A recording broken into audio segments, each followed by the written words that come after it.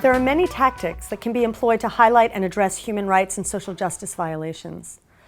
These include activities in the public and private arenas, those that may be costly or cheap, or activities that require massive numbers of participants or just a few. But we can't do them all, so when planning a tactical campaign, you'll need to decide which tactics are essential, which ones can be done with partners, or which ones won't make the cut. When choosing tactics, it's critical to assess the qualities of your organization, the strengths of potential collaborators, and also to consider any unplayed levers, that is, tactics that no other advocates have tried. It is also crucial to consider what tactics are possible in terms of budget, time, and people available to carry them out.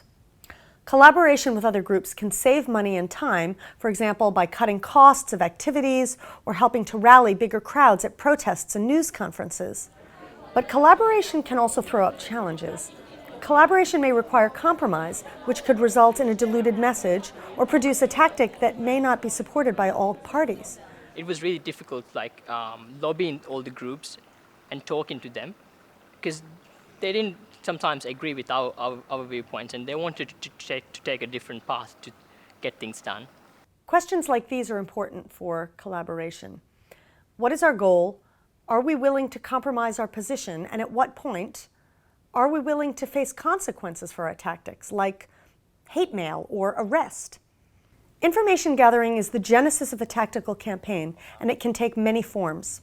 Talking to people face-to-face who have witnessed or been affected by a human rights violation or social justice problem is one excellent approach, but there are others. Statistics can be incredibly useful in showing patterns or revealing the impacts of a problem. Data on health, education, domestic violence, or corruption may be publicly available, but as statistics can be difficult to quantify, especially across countries, they should be collected and analyzed with care. The crux of any tactical campaign involves disseminating information, as well as the crucial call to action.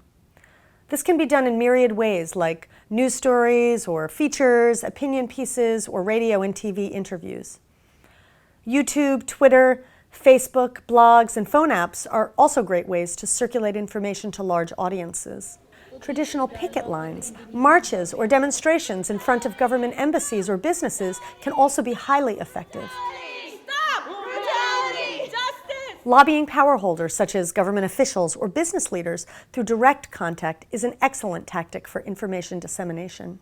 Now, lobbying can happen at the local, national, regional, or international level, but an inside contact or affiliation is usually required in order to get access to high-profile people. And this is a good example of how collaboration between groups can be useful. News conferences are another great way to get your message out. Respond that the KNPB wasn't in fact accused of terrorism. No matter how you disseminate your information, there are some common considerations that will help to frame the message. The core message is, of course, important, and equally so, the audience that you intend to reach. Every good message should have an associated soundbite, just in case you're put on the spot. Have some counter-arguments prepared in case of any hostile questions. What are some likely arguments, and how will you respond? Your message must include the essential call to action aligned with the goal of the campaign. For example, it's not enough to know that child soldiers are common in such and such a conflict. What do you want people to do about it? Do you want them to boycott a product, or sign a petition, or come to a protest?